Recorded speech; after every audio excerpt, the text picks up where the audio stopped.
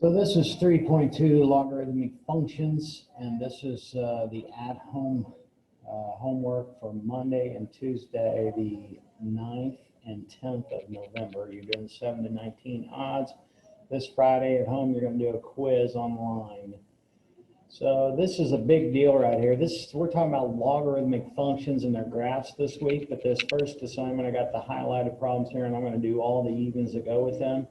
So this is the definition of a logarithmic function. A logarithm is the inverse of an exponential. This is exponential functions, which we did already last week.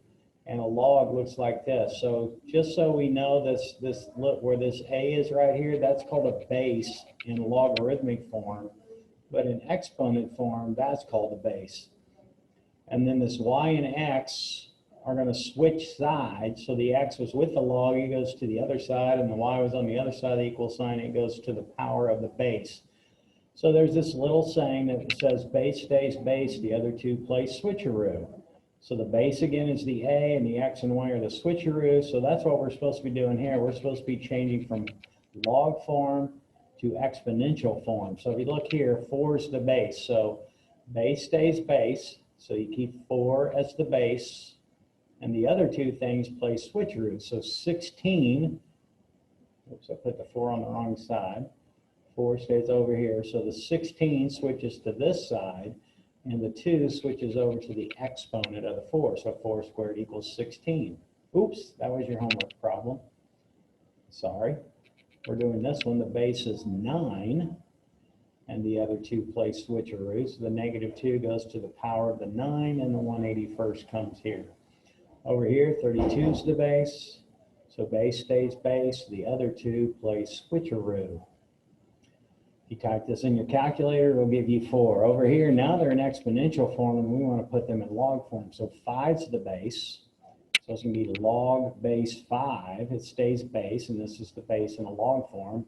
And the other two play switcheroo. So the 125 goes over to the base 5 side, and the 3 goes to the other side. And I again did problem number 11, which I was supposed to do 12. So this should have been log base 9 of 27 equals 3 over 2.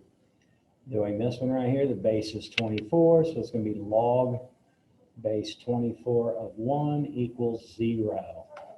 Now coming down here, we're supposed to use these properties over here. These properties are logarithms. So we're going to use this one right here on this first problem, actually the first part of it, this part. And again, they did base stays base, the other two play switcheroo right here, kind of. But what we want to do is we want to get this 64 into terms of 2 so that we can get the base and the power to the exponent to look the same. So if I broke 64 down, 64 is 8 times 8, and if you know 8 is 2 cubed. And this 8 is 2 cubed. So that means this is the same as log base 2 of 2 to the 6th power. So if you look at this example here, if these two things match up where the a's are, the exponent's the answer. So this whole thing would equal 6.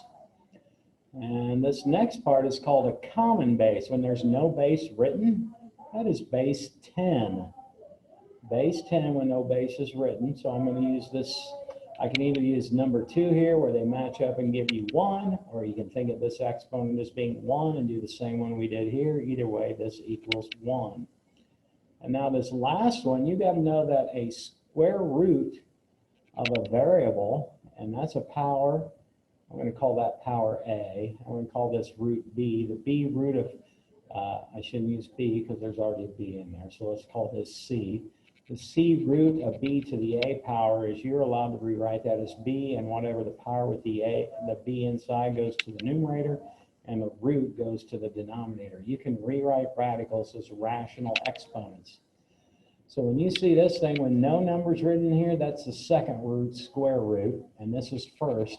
So the first thing you'd want to do is rewrite this as log base B of B to the 1/2 power, and then once again, using the same rule where these A's match up, the exponent is your answer, and that's what your homework's going to look like today. See you next time.